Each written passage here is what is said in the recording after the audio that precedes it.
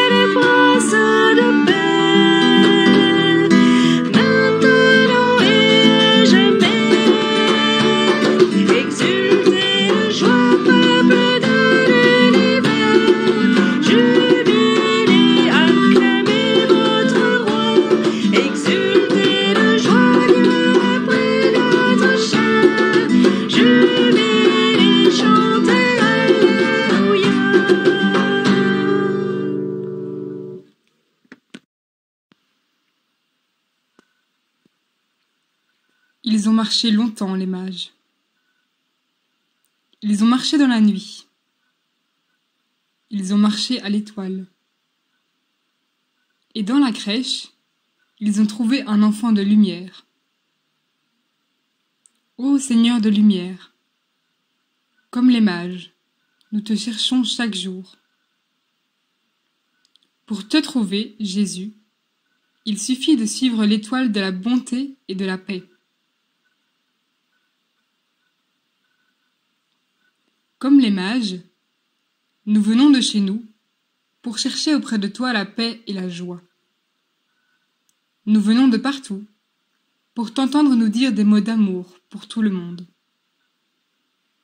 Et toi, Jésus, tu nous reçois tous et tu nous dis « Me voici, je me donne à chacun de vous comme un cadeau.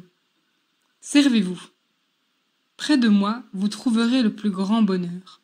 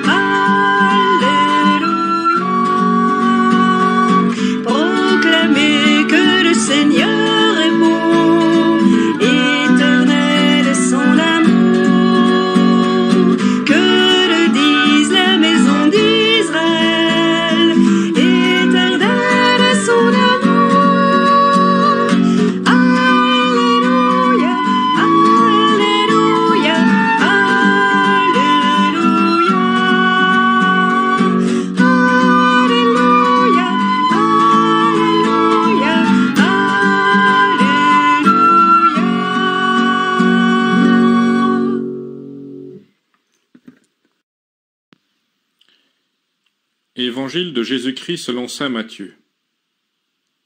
Jésus était né à Bethléem en Judée, au temps du roi Hérode le Grand. Or, voici que des mages, venus d'Orient, arrivèrent à Jérusalem et demandèrent : « Où est le roi des Juifs qui vient de naître ? Nous avons vu son étoile à l'Orient, et nous sommes venus nous prosterner devant lui. » En apprenant cela, le roi Hérode fut bouleversé, et tout Jérusalem avec lui. Il réunit tous les grands prêtres et les scribes du peuple pour leur demander où devait naître le Christ. Ils lui répondirent : « À Bethléem en Judée, car voici ce qui est écrit par le prophète. Et toi, Bethléem, terre de Juda, tu n'es certes pas le dernier parmi les chefs-lieux de Juda, car de toi sortira un chef, qui sera le berger de mon peuple Israël. Alors, Hérode convoqua les mages en secret, pour leur faire préciser à quelle date l'étoile était apparue. Puis, il les envoya à Bethléem, en leur disant: Allez vous renseigner avec précision sur l'enfant, et quand vous l'aurez trouvé, venez me l'annoncer pour que j'aille, moi aussi, me prosterner devant lui. Après avoir entendu le roi, ils partirent. Et voici que l'étoile qu'ils avaient vue à l'Orient les précédait, jusqu'à ce qu'elle vienne s'arrêter au-dessus de l'endroit où se trouvait l'enfant. Quand ils virent l'étoile, ils se réjouirent d'une très grande joie. Ils entrèrent dans la maison, ils virent l'enfant avec Marie, sa mère, et, tombant à ses pieds, ils se prosternèrent devant lui. Ils ouvrirent leur coffret et lui offrirent leurs présents, de l'or, de l'encens et de la myrrhe. Mais, avertis en songe de ne pas retourner chez Hérode, ils regagnèrent leur pays par un autre chemin.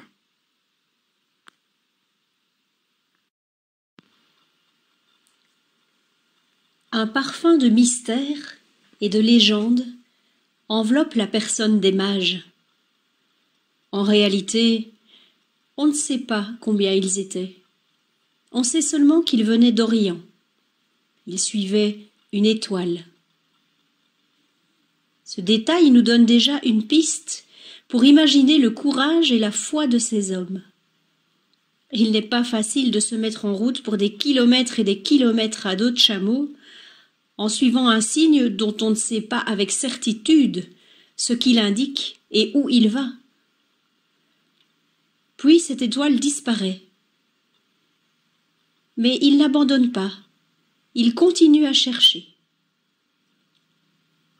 Dans notre vie de chrétien, nous avons l'étoile de la foi, mais de temps en temps, elle décline.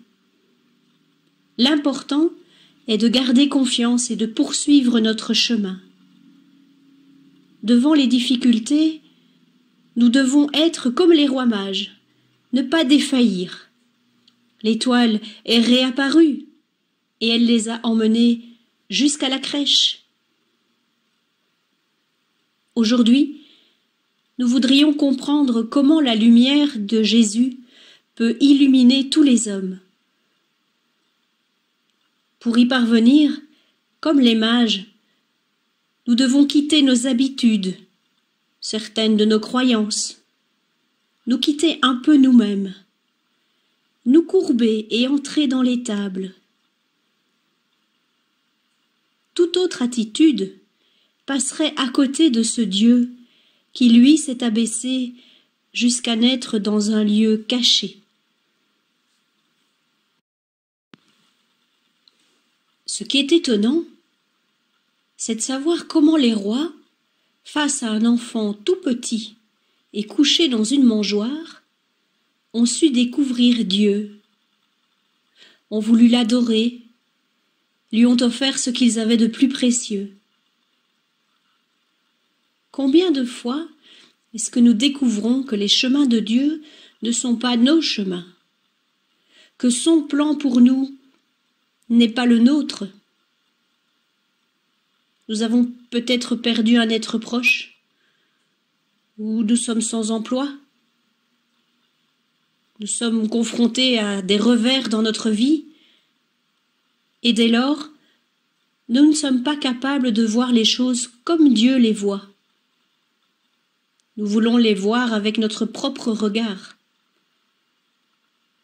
Les rois mages nous enseignent à vivre notre foi aussi dans ces moments difficiles ou obscurs. Cette fête de l'Épiphanie nous invite à adorer, avec foi et amour, l'enfant Dieu qui nous est manifesté dans son humanité et avec tout son amour. Arrêtons-nous avec les mages et que notre prière, avant d'être une demande, soit comme la leur, une adoration. Quand nous regardons vers la lumière de Jésus, elle nous devient peu à peu intérieure. Comme les mages, nous avons un chemin à faire pour arriver à nous tenir simplement en présence de Dieu. Dans de longs silences, où apparemment rien ne se passe, sachant que Dieu est à l'œuvre en nous, sans que nous sachions comment.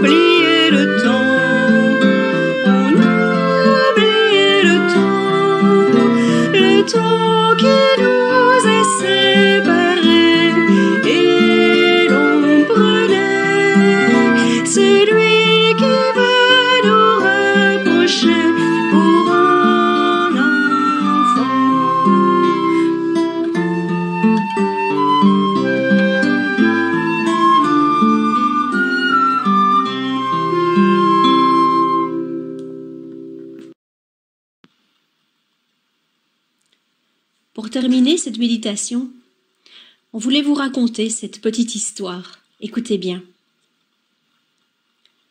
Après que l'étoile eut guidé les rois mages jusqu'à la crèche, le concierge du ciel se demanda « Que faire de cette nouvelle étoile? Où la placer ?»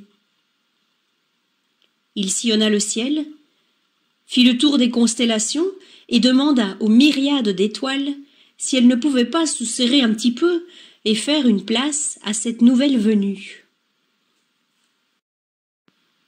« Il n'en est pas question, répondirent-elles. Nous sommes installés dans cet ordre depuis toujours. Il est impossible de changer notre ordonnance. » Du côté de la Voie lactée, même réponse de la grande ours. Pas de place. Que faire, se demanda-t-il. Oh, cette étoile a un destin particulier. Elle a guidé les mages jusqu'au Sauveur du monde. Et elle a obéi à des lois particulières. Elle est très proche de la terre. Ah, mais voilà! Oui, j'ai la solution. Je vais la donner au monde. Alors il alla dans son atelier, et là, il cassa l'étoile en 1000 morceaux, en 1000 éclats, dont il remplit son tablier. Il sortit, et comme le semeur, à la volée, il lança les éclats d'étoiles partout sur la terre.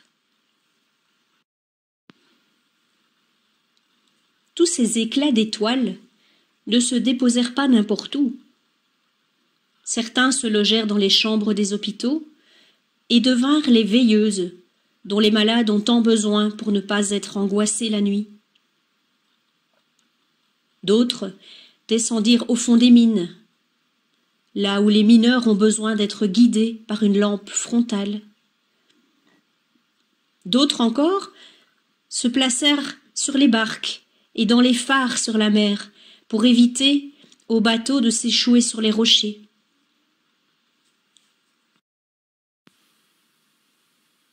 Et enfin, le plus grand nombre de ces éclats vint habiter le cœur des hommes.